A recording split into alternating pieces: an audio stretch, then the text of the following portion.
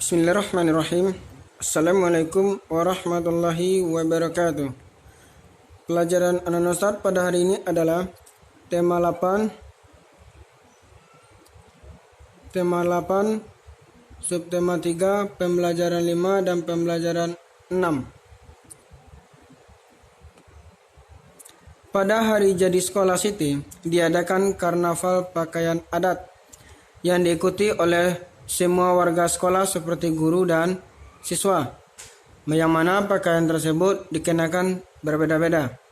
Ada pakaian adat yang dari Jawa Barat, pakaian adat dari Jogja, Medan, Bali, Papua, dan sebagainya. Dengan adanya keragaman budaya, maka membuat kita semakin bangga terhadap Indonesia.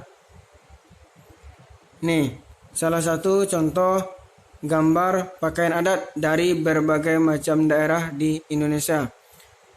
Mungkin anak-anak saya juga pernah melihatnya secara langsung. Kita lanjutkan. Karakteristik pakaian adat daerah menjadi akar budaya nasional, menjadi identitas bangsa di mata internasional.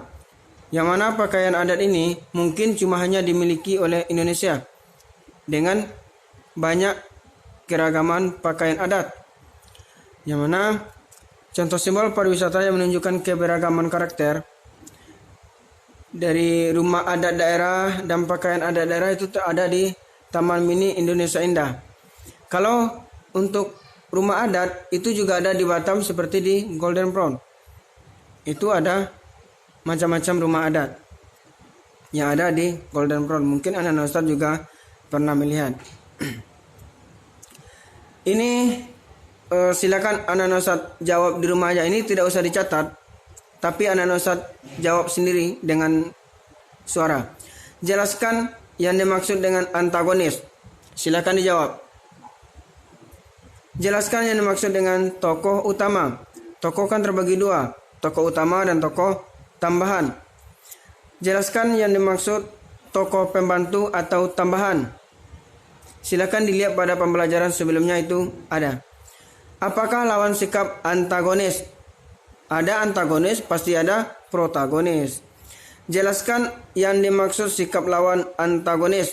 Jelaskan yang dimaksud sikap lawan antagonis. Lawan dari antagonis adalah protagonis. Kalau protagonis itu berarti sifatnya baik. Seperti sifat-sifat siswa 4 Zaid lah. Insya Allah semuanya yang baik-baik. Ini ada salah satu cerita Kendi Emas dan Ular. Ini juga merupakan cerita fiksi. Anak-anak saya masih ingat kan apa itu cerita fiksi? Kemudian di dalam cerita fiksi ini pasti ada pesan moral. Pasti ada pesan moral dan isi. Itu nanti insya Allah akan kita bahas pada pembelajaran tatap muka. Apabila anak-anak saya telah membacanya, silakan. Siapakah tokoh utama dalam cerita itu? Siapa tokoh utama? Pindahkan ke catatan. Insya Allah nanti pada pembelajaran tatap muka akan Ustadz cek. Yang nomor 2, siapakah tokoh pembantu dalam cerita itu? 3, siapakah yang menjadi tokoh antagonis? Kemudian, mengapa tokoh pada jawaban nomor 3 disebut antagonis? Kenapa tokoh tersebut, tokoh yang anak-anak buat Ustadz di sini, kenapa dibuat antagonis? Apakah karena dia baik, buruk, jahat, pendendam, malas, rajin ibadah, atau kenapa? Silakan buat di nomor sini. Lanjut. Sikap apakah yang tercermin? Sikap apakah yang tercermin pada tokoh utama? Bagaimana sikap tokoh utama itu? Apakah sikapnya yang ada di sana sikap baik, jujur, sopan, serakah, durhaka, atau apa? Kita lanjutkan. Ini kita belajar tentang membuat Kendi. Kendi merupakan contoh benda 3 dimensi. Ingatkan anak Ustadz, ada benda 2 dimensi dan 3 dimensi. Benda 3 dimensi ini adalah benda yang memiliki tinggi, panjang, lebar, dan volume atau isi. Lihat pada pembelajaran sebelumnya.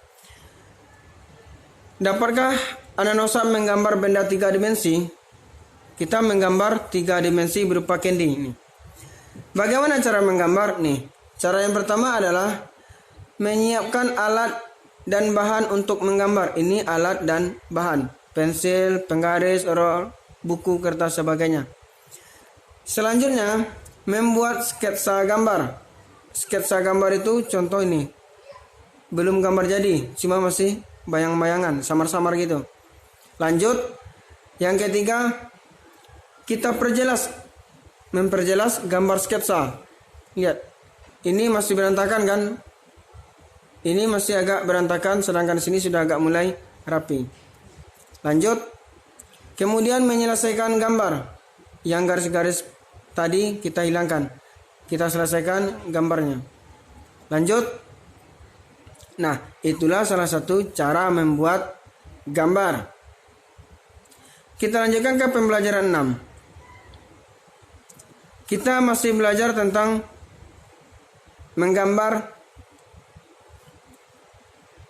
mengamati gambar karya 3 dimensi. Mungkin kalau anak-anak Ustaz yang kemarin nggak masuk, ada benda 3 dimensi. Benda 3 dimensi itu, ingat aja, benda yang memiliki tinggi, panjang, lebar, dan volume. Kemudian benda tersebut bisa dilihat dari mana aja itu. Contohnya seperti kursi. Kursi itu bisa memiliki tinggi, panjang, dan volume. Bisa dilihat dari mana aja itu. Contoh ada juga pelajaran kita tentang benda 2 dimensi. Barusan 3 dimensi kan.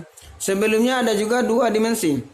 Yang mana 2 dimensi itu cuma memiliki panjang dan lebar. Dan dilihat cuma bisa dari satu arah. Seperti foto. Foto itu memiliki yang 2 dimensi ya. Foto itu memiliki tinggi dan memiliki panjang dan lebar. Dan cuma bisa dilihat dari satu sisi. Coba lihat anak-anak lihat yang ada foto. Lihat, foto kan cuma bisa dilihat dari arah depan. Dan tidak bisa dilihat dari belakang. Berarti itu 2 dimensi.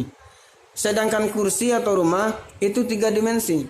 Bisa dilihat dari kiri, kanan, depan, belakang. Dan memiliki tinggi, panjang, dan lebar beserta volume. Nih sapi, bangunan. Oke, untuk hari ini pembelajaran tematik kita cukupkan sampai di sini. Insya Allah akan Ustadz bahas lebih lanjut pada pembelajaran tatap muka nanti. Barakallahu fiik. Assalamualaikum warahmatullahi wabarakatuh.